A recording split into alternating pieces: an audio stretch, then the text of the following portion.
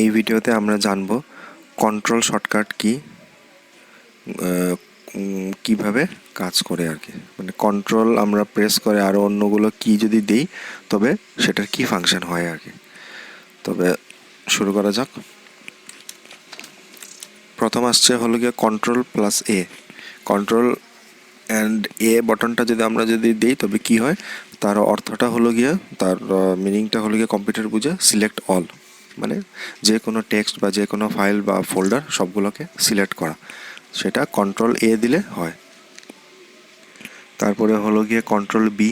Control B দিলে কি হয়, যে কোনো সিলেক্টেড আইটেম সেটা বোল্ড হয়ে যায়। তো এইটার কাজ আমরা মাইক্রোসফট অফিসে আমরা পাই, বা তার রিলেটেড আরও অন্য কোনো সফটওয়্যারও আমরা পাই। কন্ট্রোল সি হলো গিয়ে কপি, কন্ট্রোল ভি হলো গিয়ে পেস্ট, কন্ট্রোল ডি হলো গিয়ে ফন্ট স্টাইলটাকে আমরা চেঞ্জ করতে পারি, যেটা আবার সেই মাইক্রোসফট অফিস প্যাকেজে পাওয়া যায়, ওয়ার্ডে আপনারা পাবেন। কন্ট্রোল ই দিলে কি হয়, অ্যালাইন টু সেন্টার হয়, সেটা এমএস ওয়ার্ডে পাওয়া যায় এই ফিচারটা। কন্ট্রোল এফ দিলে কি হয়, ফাইন্ড টেক্সট, মানে যেই টেক্সটটা আমাদের দরকার সেটা আমরা খুঁজে বের করতে পারি। সাপোজ অনেক বড় একটা ড্রাফট, অনেক বড়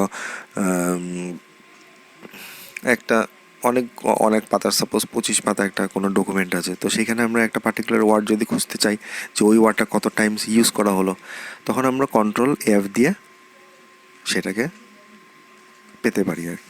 কন্ট্রোল এফ দিলে আমরা অপশনটা খুলে সেইখানে আমরা ওয়ার্ডটা টাইপ করলে ওই পুরো ডকুমেন্টের মধ্যে ওই ওয়ার্ডটা কয়বার আছে এটা শো করে আর কোথায় কোথায় আছে। তো এটা গেল কন্ট্রোল এফ। কন্ট্রোল জি দিলে কি হয়, এটা হলো গিয়ে বোঝায় গো টু অপশন। সো এইটার ফাংশনটা কীভাবে হয়, যে একটা কোনো স্পেসিফিক টার্ম আমরা স্পেসিফিক আইটেম দেখতে চাই, প্লাস ওইটার ডিটেলস দেখতে চাই আর কি। সো কন্ট্রোল জি দিলে সেই অপশনটা খোলে। তারপরে চলে আসছে কন্ট্রোল এইচ দিলে কি হয়। কন্ট্রোল এইচ শর্টকাট কি হলো গিয়ে ফাইন্ড অ্যান্ড রিপ্লেস। এটা হলো গিয়ে একটা আইটেমকে ফাইন্ড করা আর ওই আইটেমটাকে চেঞ্জ করা আরও অন্য কিছু দিয়ে আর কি। সাপোজ একটা সাপোজ একটা 25 পাতা পেজ আছে, একটা বই আছে, বুক, যার 25 পাতার উপরে, তো ওইখানের মধ্যে একটা ওয়ার্ড সাপোজ ভুল লেখা হয়েছে, তো এটাকে আমরা রিপ্লেস করতে চাই তবে কিভাবে করব, একটা ওয়ার্ডকে তো এতটি পাতা খুঁজে বের করা অনেক টাইমের দরকার।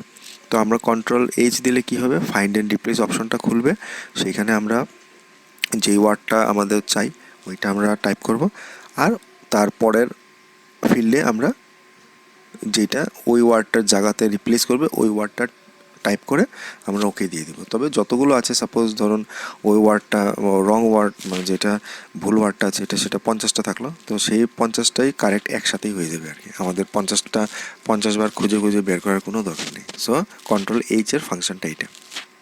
কন্ট্রোল জে হলো গিয়ে জাস্টিফাই, এটা আবার একটা মাইক্রোসফট ওয়ার্ডের একটা ফিচার। কন্ট্রোল কে দিলে হয় ইনসার্ট হাইপারলিঙ্ক, এইটা এমএস ওয়ার্ডে আপনারা পাবেন। কন্ট্রোল এল হলে অ্যালাইন টু দি লেফট, মানে ওই অ্যালাইনমেন্টটাকে চেঞ্জ করা লেফটে। কন্ট্রোল এম হলো গিয়ে প্যারাগ্রাফ ইনডেন্ট, এটাও মাইক্রোসফট ওয়ার্ডে ইউজ করা হয়।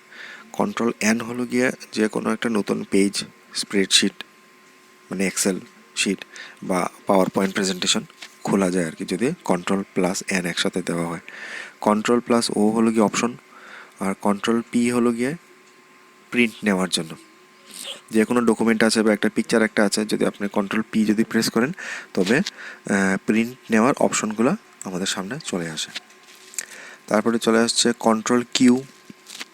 কন্ট্রোল কিউ হলো গিয়ে ক্লিয়ার ইনডেন্ট প্যারাগ্রাফ, এটা আবার সেই ওয়ার্ডে ইউজ করা হয়। কন্ট্রোল আর হলো গিয়ে অ্যালাইন টু রাইট, এটা ওয়ার্ডে ইউজ করা হয়। কন্ট্রোল এস হলো গিয়ে সেভ করা একটা যে কোনো ফাইল বা ফোল্ডার, এটাকে সেভ করার জন্য কন্ট্রোল এস দিলে সেভ হয়। কন্ট্রোল টি হচ্ছে গিয়ে হ্যাঙ্গিং ইনডেন্ট, এটা আবার এমএস ওয়ার্ডে ইউজ করা যায়। কন্ট্রোল ইউ হলো গিয়ে আন্ডারলাইন করা যায়, এমএস অফিসের কাজ এটা। কন্ট্রোল ইউ দিলে ওই টেক্সটটা আন্ডারলাইন হবে। ক্লোজ ডকুমেন্টের জন্য যদি একটা ডকুমেন্ট ক্লোজ করতে হয় তবে কন্ট্রোল ডাব্লিউ দিলে ডকুমেন্টটা ক্লোজ হয়ে যাবে। কন্ট্রোল ওয়াই দিলে হচ্ছে গিয়ে রিডিউ, আর কন্ট্রোল জেড হচ্ছে গিয়ে আন্ডু। এবার রিডুটা হলো গিয়া যে কোনো একটা স্টেপ ফরওয়ার্ড যাবে, মানে নেক্সট স্টেপটাতে যাবে, আর আন্ডুটা হলো গিয়ে একটা স্টেপ পিছিয়ে যাবে। সেটাই হলো গিয়ে রিডু আর আন্ডু। তো রিডুর জন্য কন্ট্রোল ওয়াই আর আন্ডুর জন্য কন্ট্রোল জেড। কন্ট্রোল আর এক্স যদি আমরা প্রেস করি তবে সেটা কাট করতে হেল্প করে। যেরকম যে কোনো ফাইল বা ফোল্ডারকে আমরা সিলেক্ট করে যদি কন্ট্রোল এক্স দিই সেটা কাট অপশন ফলো করে, মানে কাট মানে মুভ। একটা আইটেমকে যদি আমরা একটা জায়গা থেকে আরেকটা জায়গাতে যদি নিয়ে যাই তখন আমরা control plus x shortcut key use করি। তো এইটা ছিল আমাদের আজকের ভিডিও কন্ট্রোল শর্টকাট কিজের ব্যাপারে। আশা করি আপনারা সবাই বুঝতে পারলেন। এটা আপনাদের সবার সাথে শেয়ার করবেন ভিডিওটা। দেখা হচ্ছে আরেকটা ভিডিও নিয়ে।